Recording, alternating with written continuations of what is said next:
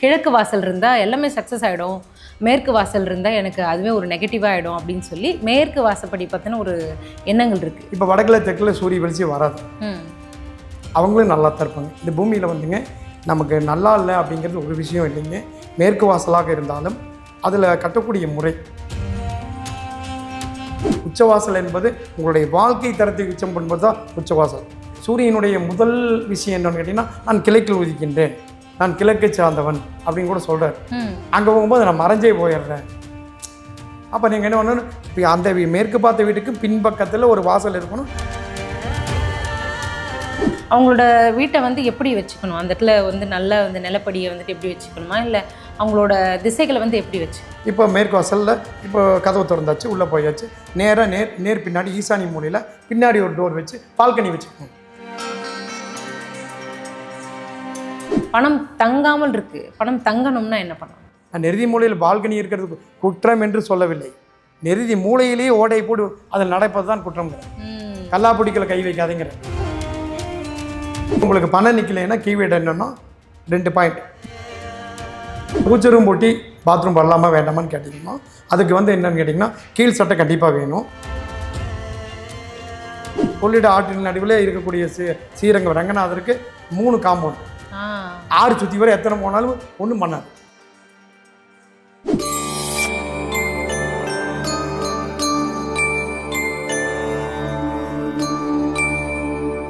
வணக்கம் சார். வணக்கம், வாழ்க வளமுடன் சார். இப்போ எப்பொழுதுமே வந்துட்டு ஒரு வாஸ்து அப்படின்னு சொல்லும் பொழுது கிழக்கு வாசல் இருந்தால் எல்லாமே சக்ஸஸ் ஆகிடும், மேற்கு வாசல் இருந்தால் எனக்கு அதுவே ஒரு நெகட்டிவாக ஆகிடும் அப்படின்னு சொல்லி மேற்கு வாசப்படி பற்றின ஒரு எண்ணங்கள் இருக்குது பரவலாகவே. அது வந்து தவறான எண்ணமா, இல்லை உண்மையாகவே மேற்கு வாசல் இருந்தால் வருமானமே வராது, முன்னேற்றமே இருக்காது, அந்த மாதிரியான ஒரு விஷயங்கள் இருக்கா? நீங்கள் அதை தெளிவுபடுத்தினா நல்லாயிருக்கும் சார். கண்டிப்பாக பண்ணலாங்கம்மா. இப்போ கிழக்கு வாசல் நல்லா இருக்குன்னு சொல்லிட்டீங்க. ஏன்னு கேட்டிங்கன்னா, அதிகாலையில் நல்லா இருக்குன்னு சொல்லலை, மக்களோட ஒரு அதிகாலையில் சூரியனுடைய வெளிச்சம் கிழக்கு வாசலுக்கு வருகிறது. ஓகே. அப்புறம் மத்தியானம் 12 மணிக்கு மேலே கிழக்குக்கே உனக்கு சாப்பாடு போட்டாச்சு, உனக்கு இல்லைன்னு சொல்லிட்டு மேற்குக்கு வந்துடுறாரு. மேற்கில் மத்தியானம் ஈவினிங் வரைக்கும் அடிக்கிறார். அப்போ ஏன் நல்லா இல்லை, 2க்கும் தானே கொடுத்துருக்காரு, அதுக்கு 50 இதுக்கு 50 ஒளியை நான் கொடுத்துட்டேன், வாழ வேண்டியது உங்களோட ரைஸ் ஆகுதுல்ல, அவ்வளோதான். அதனால கேட்குறீங்க, கரெக்டு. இப்போ வடக்கில் தெற்கில் சூரிய வெளிச்சம் வராது, அவங்களும் நல்லா தான் இருப்பாங்க. இந்த பூமியில் வந்துங்க நமக்கு நல்லா இல்லை அப்படிங்கிறது ஒரு விஷயம் இல்லைங்க. மேற்கு வாசலாக இருந்தாலும் அதில் கட்டக்கூடிய முறை அது மேற்கு, இந்த அதில் உச்ச வாசல்கள் வைத்து, உச்ச வாசல்கள்னால் உடனே இந்த ஒரு உச்ச வாசல்கள் இந்த புரியாத மொழியில் பேசுகிற மாதிரியே பேசிட்டு போக வேண்டியதில்லை. மேற்குன்னா வடக்கில் ஒட்டின மாதிரி மெயின் டோர். ஏன் நெருதியில் வச்சா என்ன ஆகும், நெருதி மரணத்தை கொடுக்கும். இது உச்சத்தில் வச்சிங்கன்னா உங்களுடைய வாழ்க்கையை உச்சத்துக்கு கொண்டு போகும், அவ்வளோதான். உச்சவாசல் என்பது உங்களுடைய வாழ்க்கை தரத்தை உச்சம் பண்ணுவது தான் உச்சவாசல். நீச்சவாசல் அப்படிங்கிறது அது நெருதி அப்படின்னாவே நான் உங்களுக்கு மரணம், ஈசானியம், ஜனனம்னு சொல்லிட்டு இருக்கிறேங்க. அப்போ மேற்கு வாசல் வச்சாச்சா, கிழக்கில் ஒரு வாசல் பின்னாடி ஒன்று வைக்கணும், கொல்லப்புறத்தில் வாசல் இருக்கணும். மேற்கில் ஒரு கதவு தான் இருக்குது அப்படின்னா அது வந்து வேலை செய்யாது. அங்கே வந்து ஒரு நல்ல குடும்பமாக நல்ல ஒரு நிலையில் கண்டிப்பாக போகாது. பின்னாடி ஒரு வாசல் இருக்கணும். சார் ஒட்டி கட்டிட்டோம், மாற்றுங்க. மாற்றவே மாட்டீங்கன்னா அது உங்களை மாற்றிடும். ஓஹோ, அது வேலையை செஞ்சிடும். அது செய்யறதுக்கு தான் அந்த வீடு இருக்குது. ஓகே. அதனால தான் நீங்கள் டவுட்டாகாமல் பவர்ஃபுல்லாகவும் கேட்குறீங்க. ஆனால் சூரியன் வந்து காலையில் உதித்தார், மாலையில் வந்து கண்டிப்பாக அங்கே கொடுத்த 500 ரூபாய் எங்கேயும் கொடுக்குறாரு. ஆனால் இவங்களுக்கு வேலை செய்ய மாட்டேங்குது. ஏன்னு கேட்டிங்கன்னா, இவங்களுக்கு சூரியனுடைய முதல் விஷயம் என்னன்னு கேட்டிங்கன்னா, நான் கிழக்கில் உதிக்கின்றேன், நான் கிழக்கை சார்ந்தவன் அப்படின்னு கூட சொல்கிறார். அங்கே போகும்போது நான் மறைஞ்சே போயிடுறேன். அப்போ நீங்கள் என்ன பண்ணணும், இப்போ அந்த மேற்கு பார்த்த வீட்டுக்கு பின்பக்கத்தில் ஒரு வாசல் இருக்கணும், அந்த கதவுலையும் நான் வந்துடுவேன், வந்து உங்களை காப்பாற்றிடுவேன் அப்படின்னு சொல்கிறேன். ஓகே. நீங்கள் வந்து வைக்க வேண்டிய இடத்துல வைக்க வேண்டியது வைக்கல, அதனால் வந்த வினை. அதனால் வந்து மேற்கு வாசலாக ஒரு பயங்கரமாக டைட்டாக ஒரு ஆகவே ஆகாது, ஒரு இருண்ட சூழ்நிலையாக நீங்கள் பார்க்க வேண்டியதில்லை. சூரியன் தன்னோட கடமை கரெக்டாக பிரபஞ்சத்துக்கு கொடுத்துறாரு. நாம் வந்து பெற்றுக்கொள்ளும் தகுதியை நாம் இழந்து விடுகிறோம். இப்போ பெற்றுக்கொள்ளும் தகுதி நீங்க சொல்றீங்க. அப்போ மேற்கு வாசப்படியில் இருக்கிற வீடுகளில் தங்கிட்டு இருக்கிறவங்க, இப்போ வந்துட்டு மேற்கு வாசல்ல இருக்கிற வீடுகளில் இருக்கிறவங்க அவங்களோட வீட்டை வந்து எப்படி வச்சுக்கணும், அந்த இடத்துல வந்து நல்ல வந்து நிலப்படியை வந்துட்டு எப்படி வச்சுக்கணுமா, இல்லை அவங்களோட திசைகளை வந்து எப்படி வச்சுக்கணும்? மேற்கு வாசல் வீடு இருக்கிறவங்க வீடுகள் வந்துங்க உச்ச வாசலாக வச்சுக்கணும். உச்சம் நீங்கள் கேட்குறது கேள்விக்கு பதில் சொல்லிடுறீங்க. இப்போ அப்பார்ட்மெண்ட் கட்டுறாங்க, 50 மாடி 40 மாடி, மேற்கு வாசல் பின்னாடி எப்படிங்க சார் கொல்லப்புறத்தில் கதை வைக்கணும்னு சொல்றீங்க? நீங்கள் கிராமத்தில் சொல்கிற மாதிரி சொல்லிட்டு இருக்கிறீங்க. நாங்கள் என்ன பண்ணுவோங்க சார்? நீங்கள் கேட்கவே இல்லை, நான் சொல்லிடுறேன். இப்போ மேற்கு வாசலில் இப்போ கதவு திறந்தாச்சு, உள்ளே போயாச்சு. நேராக நேர் பின்னாடி ஈசானி மூலையில் பின்னாடி ஒரு டோர் வச்சு பால்கனி வச்சுக்கணும். கிழக்கு வாசல் வந்துருச்சு. ஓகே. சூரியன் உதிக்கின்ற பொழுது உங்களுக்கு மேற்கு வாசப்படி வீடாக இருந்தாலும் லிஃப்ட்லேயும் நடையும் மேற்கு வாசப்படி, செருப்பு விட்டுட்டு நான் உள்ளே போகும்போது மேற்கு வாசப்படி, அதில் கிழக்கு வாசப்படி கிடச்சிருச்சா, அதில் சூரிய வெளிச்சம் கிடச்சிருச்சா, காலையிலையும் கொடுத்துட்டேன். மேற்கில் சாயங்காலம் நான் உனக்கு கொடுக்கவே முடியாது. உனக்கு எதுக்கால கிழக்கு வீடு இருக்குது, அங்கே உங்களுக்கு சூரிய வெளிச்சமே வராது. அப்படியே என் சூரிய வெளிச்சத்தை பற்றி ரைஸ் பற்றி பேசணும். இப்போ சூரிய வெளிச்சமே வராது. ஆனால் மேற்கு வாசப்படிக்கு கிழக்கில் ஃபஸ்ட் கிளாஸாக 6 மணிக்கே கொடுத்துட்றாரு. ஓகே. அப்போ நீங்கள் சொல்கிறது வந்து என்னென்னா மேற்கு வாசப்படி இருக்கிறவங்க வந்து வடகிழக்கில் வந்துட்டு ஒரு ஓப்பனிங், வடகிழக்கிலைனா கிழக்கில் மட்டுமே, வடக்கில் அல்ல. மேற்கில் இருந்தால் கிழக்கில் வைக்க வேண்டும். கண்டிப்பாக வடகிழக்கில் தான் வைக்கணும், வடகிழக்கு மூலையில் தான் வைக்கணும். கிழக்கு சுவத்தில் தான் பால்கனி இருக்கும். அப்போ மேற்கு வாசப்படி இருக்கிறவங்க வந்து வீட்டுக்கு பின்னாடி ஒரு வீட்டுக்கு பின்னாடி வந்து ஒரு ஈசானியத்தில் ஒரு ஜன்னல், ஈசானியத்தில் கிழக்கில் வைக்க வேண்டும். ஓகே. இப்போ வந்துட்டு நிறைய பேர் சொல்லுவாங்க, இப்போ நீங்கள் சூரியனை வச்சு பேசுறதுனால நான் இந்த கேள்வி, நிறைய சம்பாதிக்கிறோம், நல்லாவே ஏர்னிங்ஸ் வருது, ஆனால் காசு தங்கவே மாட்டேங்குது, இஎம்ஐக்கும் இன்ட்ரெஸ்ட்டும் கட்டியே வர காசு எல்லாம் இந்த கையில் வந்து இந்த கையில் போயிடுது அப்படின்னு சொல்லுவாங்க இல்லைங்களா? அந்த மாதிரி பணம் தங்காமல் இருக்குது. பணம் தங்கணும்னா என்ன பண்ணணும்? ரொம்ப சீக்கிரட்டான கேள்விங்க. ஆனால் இதுக்கு எல்லாரும் நிறைய சொல்லுவாங்க. வாஸ்து ரீதியாக சரியான பதில் என்னன்னா, நம்மளுடைய பணம் வைக்கிற பாக்ஸுக்கு பேர் சில பேர் கல்லாப்பட்டின்னு சொல்லுவாங்க, சில பேர் இன்னைக்கு பெரிய பெரிய லாக்கர் வாங்கி வச்சிருக்காங்க. சரிங்களா? அது எல்லாமே வந்து ஓப்பனாக இருந்ததுன்னா பணம் யார் வேணும் எடுத்துக்குவாங்க. ஒரு வீட்டில் இருக்கிறவங்களே அப்பா அம்மா எடுத்து கொடுத்து தான் செலவு பண்ணணும், தாத்தா பாட்டி கொடுத்து தான் செலவு பண்ணுறது. அடுத்தது பையன் பிள்ளைக்கு பேரம் பேத்தி வரைக்கும் கொடுத்துருப்பாங்க. எல்லாருமே கல்லாப்பட்டியில் கை வச்சா காலியாயிடும். யார் எவ்வளோ எடுத்தாங்கன்னு தெரியாது. அது மாதிரி இப்போ யார் எவ்வளவு எடுத்தாங்கன்னு தெரியாத மாதிரி நாம் தென்மேற்கு மூலையில் பெட்ரூம் தான் வரணும். நிறுதி மூலையில், அந்த மூலையில் நம்ம வந்து வடக்க பார்த்தோ கிழக்க பார்த்தோ பணப்பட்டி வைக்கிறோம். அப்புறம் அதுக்கு பக்கத்தில் எல்லாம் துணிமணி வச்சுக்கிறோம், கபோர்டு போடுறோம், எல்லாம் நிறைய வச்சுக்கிறோம், வெயிட் பூரா மேலே வரைக்கும். அந்த மூலையில் வைக்கப்படும் பணத்துக்கு அந்த மூலையில் வைக்கின்ற ஜன்னல். இப்போ தென்மேற்கு மூலையில் வந்துங்க, இப்போ ஒரு 16 அடி இருக்குதுன்னு வச்சுங்க. அந்த மூலையில் என்ன பண்ணுவாங்க, அந்த ரூமுக்கு சென்ட்ரு பண்ணி கொஞ்சம் தள்ளி ஒரு பால்கனி வச்சு வெளியே போயிடுவாங்க நிறுதியில். அப்போ மேற்கு பார்த்த வீட்டுக்கு தான் நம்ம பேசிகிட்டு இருக்கிறோம், தென்மேற்கு மூலையில் தான் பேசிகிட்டு இருக்கிறோம். தெற்கு பக்கத்தில் சரி ரோடு பேஸில் தெற்கு பக்கத்தில் வச்சா தெரியாதுன்னு மேற்கு பக்கத்தில் குபேர மூலையில் ஒரு பால்கனி வச்சு அதில் போய், அது பெட்ரூம் தான், அந்த இடத்துல ஓப்பன் பண்ணி வெளியே போய் நின்றுக்குவாங்க. அப்புறம் அந்த வழி வந்து எல்லாரும் அந்த கல்லாப்பட்டியில் கை வைக்கிற மாதிரி அந்த இடத்துல ஓட்டை இருந்ததுன்னா அதுக்கு அந்த பக்கம் சும்மா ஒரு 3 அடி கண்ணாடி மட்டும் வச்சுருப்பாங்க. நின்றுட்டு அப்படியே எனக்கு சென்னைனா சி தெரியுது, மும்பைனா எனக்கு அரபிக்கடையில் தெரியுது, ஆனால் அதில் ஒன்று தெரியுது, உங்களுடைய கல்லாப்பட்டியில் காசு இல்லைன்னு தெரியுது.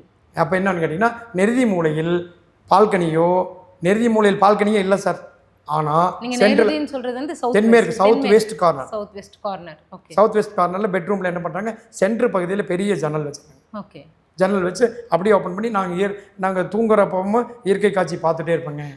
எங்கள் மாடி 50வது மாடி நான் பார்த்துருக்குறேங்க. புரியுது. பார்த்ததின் விளைவாக தான் பேசிகிட்டு இருக்கிறேன். இப்போ அவன் வந்து பணம் இல்லைன்னு தான் கூப்பிட்றான், ஆனால் 5 கோடி சிசிங்கிறான்.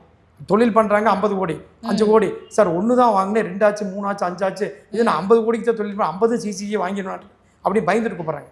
அப்போ தென்மேற்கு மூலையில் ஓட்டைகள்னா எல்லாரும் கை வைப்பாங்க கல்லாப்பட்டியில்.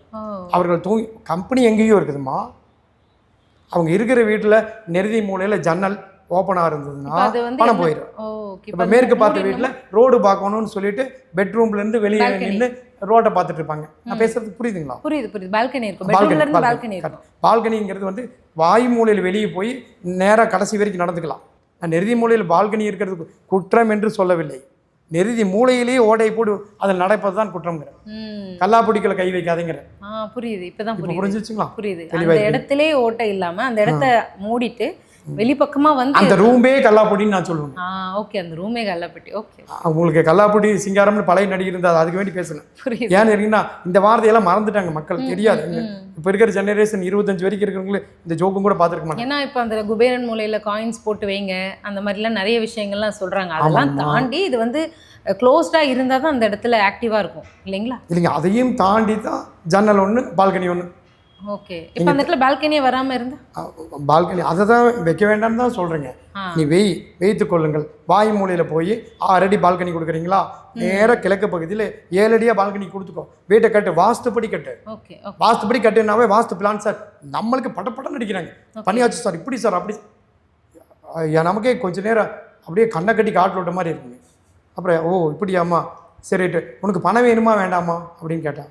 அப்புறம் தான் வந்து அந்த ஸ்பீடெல்லாம் குறைஞ்சி, எதுக்கு சார் சொல்கிறீங்க, இதில் பணமே நிற்காது. இந்த வீடு கட்டினா கணவன் மனைவி பிரிஞ்சிருவாங்க. அந்த மாதிரி பிளான் போட்டுட்டு சும்மா குதிக்கிறாங்க. அப்புறம் நம்ம வந்து ஒன்று ஒன்றா கேட்குறப்போ அமைதியாகிடுறாங்க, சாந்தமாகிடுறாங்க. ஒன்று ஒன்றா சொல்லிக் கொடுப்போம். அப்புறம் உடனே இன்ஜினியர் என்னத்தை தான் சொன்னாலும் இதெல்லாம் வேண்டாப்பா சாமி, இது வேணும் சாமி, வீடு கட்டுறது வாழ்றதுக்கு சாமி அப்படின்னு சொல்லி புரிஞ்சிடுச்சுங்களா. மேற்கு வீடாக இருந்தால் கிழக்கில் ஒரு பால்கனி இருக்கும். இப்போ பணம் கீவேர்டு கேட்டீங்க, சின்னதாக ஒரு பதில் சொல்லுங்கள். மேற்கில் தலைவாசலில் உள்ளே வர்றோம். இப்போ பெட்ரூமில் கீழே உங்களுக்கு அந்த இது கொடுக்க மாட்டோம், கீழ் சட்டம். அதாவது ஒரு ரூமுக்குள்ளே போடுற தலைவாசல்னா உங்களுக்கு எப்படி நெட்டின்னு கீழே தலைவாசப்படியில் கீழே வந்து தலைவாசப்படியிலேயே கீழே ஒன்றும் இருக்காது, இருக்காது. ஆஃபீஸ் டோரெல்லாம் பூட்டிட்டு வருவான், கீழே வந்து சட்டம் இருக்காது. புரியுது. இப்போ அந்த வீட்டுக்கு ஒரு மருமகளே வர்றான், வலது காலை வச்சு வாங்கினா கட்டை இருந்தால் தான் வலது காலை வச்சு வர முடியும். எல்லாம் சமமாக இருந்ததுன்னு எது வெளியே எது உள்ள, அதுக்கு ஒரு தடுப்புச்சுவர் வேணும். அப்போ வந்து அந்த இடத்துல ஒரு மரக்கட்டை இருக்குது, கீழே மேலே நிலவு இருக்குது, சைடில் இருக்குது, 3 பக்கம் இருக்குது, கீழே இல்லை. கீழே இல்லைங்கிறப்போ டேம் நிறைய தண்ணி இருக்குது, மடை திறந்து விட்ட மாதிரி போய் பணம். ஓகே. அப்போ மேற்கு வாசப்படி இருக்கும்போது மேற்கு வாசப்படிக்கு மட்டும் இல்லைங்க, தலைவாசல் இருக்கக்கூடிய இடத்துல கீழே பூமியில் வீடு இருந்தாலும் பின் கொல்லப்புற வாசல் திறந்தாலும் கீழ் சட்டம் வேணும். ஓகே. அப்புறம் அடுத்தது சார் கிழக்கில் ஒரு வாசல் வச்சிருக்கிறேன் சார், அதுக்கு கீழ் சட்டம் வச்சுக்கோ. கதவோ திறந்தா ஆகாய மார்க்கமாகவோ பூமியிலோ மதில் சுவருக்குள்ளேயோ போறீங்கன்னா வீட்டை விட்டு வெளியே, உடலை விட்டு நீங்க எங்க போறீங்க, புரியுது, கரெக்டா சொல்லுங்க. துணிக்கு போறோம், அப்படி மதில் சுவர் சந்துக்கு போறப்போ அதுக்கு கீழே தடை வேணும். அந்த இடத்துல பூரா இருக்கக்கூடிய கதவுகளுக்கு கண்டிப்பா கீழ் சட்டம் தேவை. அப்புறம் தென்மேற்கு மூலையில வெயிட் வைக்கணும், தென்மேற்கு மூலையில் ஜன்னல் வைக்கக்கூடாது. தென்மேற்கு மூலையில் இந்த மாதிரி விஷயங்களை செய்கிறவர்கள் எப்பொழுதுமே கடங்காரர்களாகவும், காரு 4 வாங்குவாங்க, 10 வாங்குவாங்க, கடைசியில் ஒன்றுமே இல்லாமல் கூட போயிடும். ரீசன் என்னன்னு கேட்டிங்கன்னா அவங்களுடைய பணம் அவங்களுடைய கையில் இல்லை. ஓகே. இப்படிலாம் நிறைய வந்திருக்குங்கம்மா, நிறைய பண்ணி கொடுத்துருக்குறோம், நிறைய பேர் நல்லா இருக்கிறாங்க. இப்போ நீங்கள் சொல்லும் பொழுது ஒரு கேள்வி சார். இப்போது நிறைய பேர் நிறைய வீடுகளில் வந்துட்டு நிறைய ரூம்ஸ் வைக்கிறாங்க. அதுக்கு வந்து நிலவாசலுக்கு மட்டும் அந்த நீங்கள் சொல்கிற அந்த சட்டம் இருந்தாலே போதும்ல, மற்ற பின்புறம் ஒன்று வைக்கிறோம் இல்லைங்க பால்கனிக்கு. ஆமாம், அப்பார்ட்மெண்ட்டில் வச்சாலும் பின்புறம் வைக்கிறதுக்கு அதுக்கு நிலவாசப்படி வேணும். வெளியே திறந்தா வெயில் மழை அடிக்கிறது என்றால் அது வெளியில். புரிஞ்சிருச்சுங்களா? உள் ரூம்ல இருக்கிறதுக்கு தேவையில்லை, உள்ளுக்குள்ள பெட்ரூமுக்கு போறதுக்கு, டாய்லெட் பாத்ரூமுக்கு போறதுக்கு, கிச்சனுக்கு அந்த மாதிரி. ஏன் சாமி ரூமுக்கே நிலவாசப்படி கீழே இல்லைனாலும் பரவாயில்ல. ஓஹோ. ஆனா வைக்கணுமா சார்? வைப்பதே சிறப்பு. தெய்வ சக்தியா இருந்தாலும் அதுவும் அதுக்குள்ள இருக்கணும் பண்ணுங்க. ஓகே. எதுவா இருந்தாலும், அதாவது நம்ம என்ன நினைக்கிறோம், சாமியவே பிடிச்சி பூட்டி நான் வச்சுக்கிறேன் அப்படின்னு நினைச்சுக்கிறோம். சாமி நமக்குள்ளேயா இருக்கிறாரு, உனக்குள்ளும் இருக்கிறார், எனக்குள்ளும் இருக்கிறார், இறைவன் அனைத்து உயிருக்குள்ளும் இருக்கிறார். இறைவன் இல்லாத இடமே இல்லை. நாம் என்ன நினச்சிக்கிறோம், இங்கே தான் இருக்கிறாங்க, இங்கே தான் இருக்கிறாங்க, இப்படியெல்லாம் நினச்சிக்கிறோம். ஸோ அவங்கவுங்களோட வீட்டில் இருக்கிற தெய்வத்தை வந்துட்டு அந்த இடத்துலையும் வாசலுக்கு சட்டம் இருந்தால் நல்லது தான் அப்படின்னு சொல்லி கண்டிப்பாக பூஜை. இப்போ உங்களுக்கு பணம் நிற்கலைன்னா கீவேர்டு என்னன்னா 2 பாயிண்ட். இந்த மாதிரி மெயின் டோருக்கும் பின்புற டோருக்கும் கீழ் சட்டம் இல்லைன்னா பணம் எல்லா போயிட்டே இருக்கும், நிற்காது. இது வந்து வெளியே கொடுக்கறது போயிட்டே இருக்கும். அப்புறம் அடுத்தது வந்து தென்மேற்கு மூலையில் ஜன்னலோ பால்கனியோ அல்லது பெரிய ஏதோ ஓப்பன் இருந்ததுன்னா நான் வந்து என்ன சொல்லுவேன், ஏசி கோட்டையும் கூட தென்மேற்கு மூலையில் போடாதுன்னு சொல்லுவேன். அந்த ரூமில் வாய் மூலையிலையோ கிழக்கோட்டியோ மேற்கொட்டியோ போடுங்கன்னு சொல்லுவேன். போவேன் 4 பைப். அப்புறம் பழைய வீடுகளெல்லாம் பார்த்துருப்பீங்க, கிராமத்தில் ஒரு 3 ஓட்டை கொடுத்துருப்பாங்க. மேலே அது எதுக்கு அப்படின்னு கேட்பீங்க. அதில் கொசுவெல்லாம் வருங்க சார், பாம்பெல்லாம் வருங்க சார் நான் சொல்லுவேன். அவங்க என்ன சாலாவளின்னு ஒரு வார்த்தையை சொல்லுவாங்க. முன்னாடி கதவை திறந்துட்டோம், பின்னாடி ஜன்னல் வச்சுட்டோம், அதுக்கு மேலே 3 ஓட்டைங்க சார் அப்படின்னு. தென்மேற்கு மூலையில் இந்த மாதிரி ஓட்டைகளை கொடுப்பது இருந்ததுன்னா அவங்க எல்லாமே வந்துங்க ஏதோ கூலிக்கு போனோமா, சாப்பிட்டோமா, தூங்கினோமா, உன்னி சொல்ல போனால் இவங்களுக்கெல்லாம் வேண்டியதாக 100 நாள் வேலை திட்டமே நடக்குது. ஓகே. தங்காமல் இருக்கிறதுக்கான காரணம் இதுதான் அதிகமாக. இப்போ நீங்கள் பூஜை ரூம் சொல்லியிருந்தீங்க சார். இப்போ நான் வந்துங்க அவர்களுடைய அந்த வேலைக்கு போகிறாங்கன்னு சொல்லி அவங்கள குறைத்து மதிப்பீடு, அவங்கெல்லாம் இதெல்லாம் அடைச்சு அவங்களும் கார் வாங்கணும்னு நான் பேசுகிறேன். இது நல்ல நோக்கமா? கண்டிப்பாக சார். மனிதர்கள் சீரும் சிறப்புமாக கண்டிப்பா பங்களா வீட்லேயும் வாழலாங்கிறதுக்கு நான் பேசிக்கொண்டிருக்கிறேன். கண்டிப்பா. ஏன்னா அவர்களை வந்து நான் வந்துங்க உதாரணத்துக்கு காட்டினேன். புரியுது. இப்ப லட்ச அவங்க ரூபாய் நல்லா சம்பாதிச்சாலும் இருக்கணுங்கிற நோக்கத்துல தான் பேசுறேன். அதான் உடனே இப்போ வந்து ஓ இவர் வந்து தப்பா பேசுறாரு இல்ல நம்மள உங்களோட அப்படின்னு நான் நோக்கம் நினைச்சேன். என்ன அப்படின்னா லட்ச ரூபாய் சம்பாதிச்சாலும் சரி 10,000 ரூபாய் சம்பாதிச்சாலும் சரி அந்த பணம் அவங்கக்கிட்ட தங்கணும் அப்படிங்கிற ஒரு விஷயத்தை தான் நீங்க சொல்றீங்க. இல்லைங்கம்மா, இது எல்லாம் அடைக்கிறப்போ ம், அந்த படிக்காதவர்கள் பாமர மக்களே ம். நிறைய காசு சம்பாரிச்சிருவாங்க. புரியுது. அவங்களோட ஸ்டாண்டர்டே மாறிடும். அவங்களுக்கு மாறும். ஏன்னு கேட்டிங்கன்னா பெற்றுக்கொள்ளும் தகுதியை அந்த வீடு உருவாக்கும். அடைந்து விடுகிறது. உருவாக்கும் அந்த இதுவே. கரெக்ட். புரியுது. அது வரைக்கும் அவங்க வந்து இப்படித்தான் அப்படிங்கிற மாதிரி ஒரு ரூட்ல போயிட்டு இருப்பாங்க.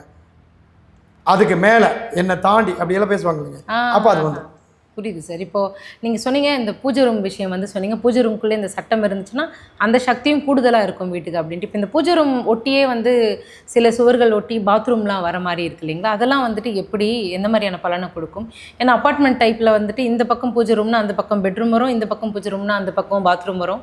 ஸோ அவங்களோட ஸ்ட்ரக்சரே அப்படி தான் இருக்கும். அந்த மாதிரி இருக்கிறதுலாம் வந்து பூஜை ரூம் ஒட்டின இருக்கிற வீட்டுக்கு எதனா பாதிப்பை கொடுக்குமா இல்லை எப்படி? ரொம்ப பயங்கரமா கேட்குறீங்க. நான் கீழ் சட்டத்தை பத்தி பேசிட்டு இருந்தேன். நீங்க பூஜை ரூமே வந்து இல்ல ஒட்டி வரலாமா வரக்கூடாதா? பூஜை ரூம் சொன்ன உடனே தோணுச்சு. எனர்ஜி அது நல்ல ஒரு கேள்விதாம்மா. இப்போ ஒரு வீடு கட்டுறோம், சாமி ரூம் போடுறோம். சாமி ரூமுக்கு வந்து நம்ம என்ன சொல்கிறோம், பெரும்பாலும் பழைய கோயிலெல்லாம் நீங்கள் பாருங்கள், ஊர் உலகத்தில் பூரா மதில் சுவர் வரும். ம். ஒரு மதில் சுவர், 2 மதில் சுவர், 3 மதில் சுவர் இருக்கா கோயில்? ஆமா ஸ்ரீரங்கமெல்லாம் போய் பாருங்க. இருக்கு. இதெல்லாம் எதுக்காக அப்படின்னா வெளியில் இருக்கக்கூடிய விளைவுகள், கொள்ளிடம் ஆறு, காவிரி ஆறு இரண்டும் சுற்றி வருகிறது, நடுவில் ஸ்ரீரங்கம் ம். புகழ் பெற்றிருக்கிறது. அந்த கோயிலுக்குள்ளே ஃபுல்லாக சாப்பிட்டு போனீங்கன்னா சரியான பசி வந்துடும். சாமி கும்பிட்டு வெளியே வர ஆமா 3 மணி நேரம் 4 மணி முதல் வந்தது வெளியே வந்து எல்லாரும் சாப்பிட தான் போவாங்க. எனக்கு தெரிஞ்சது சொல்கிறேன். உண்மைதான். அவ்வளோ பெரிய கோயில். அது எனக்கு அவ்வளோ பெரிய சக்தி கிடைச்சிருச்சு. நான் இறைவனை வந்து சொல்லலைங்க. நான் சொல்லுகின்ற விஷயம் என்னன்னு கேட்டிங்கன்னா, இவ்வளோ பெரிய கோயிலுக்கு 2 பக்கம் ஆறு இருக்குது, ஊரை சுற்றி கடல் இருக்குது, உலகத்தை சுற்றி கடல் இருக்குது. ம். நிறைய பேர் இந்த இடத்துல இந்தியாவுக்கு வாஸ்து இருக்குதா, தமிழ்நாட்டுக்கு வாஸ்து இருக்குதா இப்படிலாம் பேசுவாங்க. ஓகே. உலகத்துக்கே வாஸ்து இருக்கிறது. என்னன்னு கேட்டிங்கன்னா 5 பஞ்சபூதங்கள் இல்லாத இடத்தில் மனிதன் எங்கெங்கே வாழ்கிறானோ அங்கெல்லாம் பஞ்சபூதங்கள் இருக்கின்றன. பஞ்சபூதங்களை டியூன் பண்ணுவதே வாஸ்து. அதை வந்து டியூனிங்னா நான் என்ன சொல்கிறேங்க, ஏர் இப்போ டயருக்கு 40 பாயிண்ட் அடிக்கும், 35 பாயிண்ட் அடிக்கணும், அவ்வளோ தான் அடிக்கணும். சரிவர செஞ்சு 100 அடித்தா வெடிச்சிடும். 10 வச்சுட்டு ஓட முடியுமா? முடியாது. இதை தான் சொல்கிறேன். 35 வீடா தம்பி பார், கம்பெனிக்காரன் கொடுத்துக்கிறா, சரி இல்லை 36 வை 32 வை, சும்மா ஒன்றா காற்றே இல்லாமல் ஓட்டுற, இல்லைன்னா ஃபுல்லாக வச்சு வெடிக்க வைக்கிறீங்க. இந்த மாதிரி தான் செய்யக்கூடாது. இப்போது நீங்கள் செய்கின்ற செயலுக்கு தான் வாஸ்துபவத்தை கொடுத்து இந்த பூமிக்கோ பூகோளத்துக்கோ டோட்டலாக நீங்கள் பார்க்காதீங்க. அது இறைவன் பார்த்துக்கொள்வார். இறைவன் தான் வாஸ்துவாக இருக்கிறார் அப்படின்னு நான் சொல்லுவேன். நீங்கள் அது போக பூஜை ரூம் போட்டி பாத்ரூம் வரலாமா வேண்டாமான்னு கேட்டிங்கன்னா அதுக்கு வந்து என்னென்னு கேட்டிங்கன்னா கீழ் சட்டை கண்டிப்பாக வேணும். அது போக என்ன வேணும்னு கேட்டிங்கன்னா கதவை திறந்தோம்னா பின்னாடி பாத்ரூம் வருது. பாத்ரூம் பக்கத்தில் நம்ம செவுறு கட்டுறோம். 4 இன்ச்சில் செவுறு கட்டுறோம், 6 இன்ச்சில் செவுறு கட்டுறோம், 9 இன்ச்சில் செவுறு கட்டுறோம். ஆனால் செவுறு கட்டிட்டோம். ஆமாம். ஆனால் பூஜை ரூம்லேருந்து பாத்ரூமுக்கு போக முடியாது. பாத்ரூம்லேருந்து பூஜை ரூமுக்கு வர முடியாது. கரெக்டுங்களா? ஹாலில் இருந்து நீங்கள் கதவை திறந்தா சாமி தெரியுது. சாமிக்கு பின்புறம் நமக்கு கதை வைக்கலாம். அதுக்கு கனெக்டட் கிடையாது. நம்ம வீட்டுக்குள்ளே வந்து ஒரு ரூமுன்னா 4 பக்கம் செவுறு கட்டினா ரூமுன்னு நம்ம சொல்லிடுறோம். கரெக்டுங்களா? இதுக்கு தான் வந்து நம்ம வந்துங்க. அதனால் அந்த ரூமுக்கு வந்து சாமியை வந்து கிழக்க பார்த்து வைக்கும் பொழுது கண்டிப்பாக நல்ல அருமையான விஷயங்கள் கிடைக்கும். கண்டிப்பாக பாத்ரூமுக்கு பின்னாடி வர்றதுனால அது ஒன்றும் தவறு ஒன்றும் கிடையாது. ஒட்டி இருக்கலாம். செவரு நடுவில் இருக்கிறதுனால பாதிப்பு பெருசாக இருக்கு. மனிதர்கள் அனைவருமே வந்துங்க என்னதான் குளிச்சுட்டு கோயிலுக்கு போனாலும் அந்த குடலில் இருக்கக்கூடிய அனைத்தும் போகாதுங்க. அவங்க எவ்வளோ பக்தியாக போகிறாங்களோ சித்தர்கள் ஞானிகளுக்கும் இதுதான், வீட்டில் வசிப்பவர்களுக்கு தான். பாத்ரூம் டாய்லெட் ரூமுக்கு பக்கத்தில் இது வந்துருச்சு, சாமி ரூம் வந்துருச்சு அப்படின்னாலும் இதுக்கு ஒன்று தான். ஏன்னு கேட்டீங்கன்னா நெஞ்சு சுத்தமாக இருக்குது, நுரையீரல் சுத்தமாக இருக்குது, வகுத்துக்குள்ளே நல்லா இல்லை. நீங்கள் 10 தடவை குளிச்சிங்கனாலும் உங்களுக்கு அப்படி தான் இருக்கும். நீங்கள் போய் சுப்பர்வாதத்தில் வந்து வாஸ்து பாதிப்பு அப்படிங்கிறது வந்து பெருசாக கண்டிப்பாக கிடையாது. இப்போ இந்த செவருக்கும் அந்த செவருக்கும் கேப் விட்டு கட்டணும் அப்படின்னு சொல்லும்பொழுது அந்த எத்தனை கேப் விட்டு மணல் 2 அடி போட்டு தள்ளி கட்டினாலும் அதே விஷயம்தான். பூஜை ரூமுக்கு பின்னாடி பாத்ரூம் வந்துருச்சான்னு ஒரு கேள்வி கேட்கப்பறம் வந்துருச்சு. 2 செவரு கட்டுறேங்க சார், இடையில மணல் போட்டுருக்குறேங்க சார், ஃபில் பண்ணிட்டு பக்கத்துலேயே கட்டினாலுமே வரும். அப்போ நீங்கள் 4 செவரு கட்டுறீங்களா? அதுக்கு தான் சொன்னீங்க. கொள்ளிட ஆற்றின் நடுவில் இருக்கக்கூடிய ஸ்ரீரங்கம் ரங்கநாதருக்கு 3 காம்பவுண்ட், 6 சுற்றி வரை எத்தனை போனாலும் ஒன்றும் பண்ணாது. அருமையாக இருக்கு. தினந்தோறும் கூட்ட குவிஞ்சிருத்தாரு. புரியுது. புரியுதுங்களா? So, இப்ப அதே நம்ம விஷயம் தான் செவரே வீட்டுக்குள்ளே இல்லாம கண்டிப்பாக கனெக்ஷன் இல்லாம ஒட்டி இருக்குது. வந்தாலும் சிறப்பாக தான் இருக்கும். Okay okay. அதனால நமக்கு சாமி கும்பிடுறதுனால எந்த ஒரு பாதிப்புமே இல்லை, பாத்ரூம்க்கு எதுக்கும் எந்த இது வரைக்கும் சம்மந்தமே இல்லை. வந்துங்க நாம் ஒரு 30 ஆண்டுகளாக ஏகப்பட்ட பிளான் கொடுத்துட்டோம். எல்லாரும் நல்லா இருக்கிறாங்க. 10 வீடு வாங்கிட்டாங்க. 20 கார் வாங்கினவங்களாம் இருக்கிறாங்க. Super sir. நெருப்புங்கிறது வந்துங்க ஒன்று தான். அது வந்துங்க சமையலில் அக்னியில் அடுப்பு பற்ற வச்சாலும் சரி, அதை வந்துங்க நம்ம நெருதி மூலையில் அடுப்பு பற்ற வச்சா தீபம் தூபம் வச்சாலும் சரி, அது தவறு. அந்த இடத்துல ஈசானி மூலையில் சில பேர் பூஜை ரூம் வைப்பாங்க, அங்கேயும் நெருப்பு வைக்கக்கூடாதுங்க. ஆகவே இந்த ரெண்டையும் தவிர்த்துக்கணும். அப்புறம் பூஜை ரூம் வந்து கண்டிப்பாக பாத்ரூமினுடைய அருகில் வருவதனால் எந்த விதமான இது வரைக்கும் பிரச்சனைகள் வந்ததே இல்லைங்க. எல்லாருமே நல்லா இருக்கிறாங்க. நம்ம அனுபவ ரீதியாக தான் சொல்லிகிட்டு இருக்கிறோம். இங்கே வரக்கூடாதுன்னு சொல்லி நம்ம சொல்லலைங்க. பண்ணி கொடுத்தவங்க, ஒரு வீடு கட்டி கொடுத்தவங்க இன்றைக்கி நிறையா பெரிய லெவலுக்கு எவ்வளோ சொல்கிறதுங்க, 5 மாடி 10 மாடி பங்களா, பல தொழில்கள், பல விஷயங்களை பண்ணிட்டு தான் இருக்கிறாங்க. ரொம்ப சீரும் சிறப்புமாக இருக்கிறாங்க. இப்போ நீங்கள் சொன்னது வந்துட்டு நிறைய பேருக்கு வந்துட்டு ஒரு ஷாக்கிங்காக இருக்கும் அப்படின்னு நினைக்கிறேன். ஏன்னா இதுக்கு முன்னால் வந்துட்டு பூஜை ரூம் ஒட்டி இதெல்லாம் இருக்கக்கூடாது, பூஜை ரூமுக்கு அப்புறமா வந்துட்டு இந்த மாதிரியான விஷயங்கள்லாம் பண்ணக்கூடாது அப்படின்லாம் சொல்லி நிறைய விஷயங்கள் கேள்விப்பட்டிருப்பாங்க. ஆனால் இது வந்துட்டு ஒரு கண் திறப்பு அந்த மாதிரி தான் இருக்குது வாஸ்துவில். இந்த மாதிரி நிறைய விஷயங்கள் வந்து தொடர்ந்து மக்களுக்காக சொல்லிக்கிட்டே இருங்க. நிறைய விழிப்புணர்வு கொடுங்க. ரொம்ப ரொம்ப நன்றி. தேங்க்யூ. நன்றிங்கம்மா. வாழ்க்கை வணங்குங்க. இது மாதிரி வாஸ்து சம்மந்தமான தேவைகளுக்கு கண்டிப்பாக ஸ்க்ரீனில் தெரிகிற நம்பர்களுக்கு கான்டாக்ட் பண்ணுங்கள். நன்றி, வணக்கம்.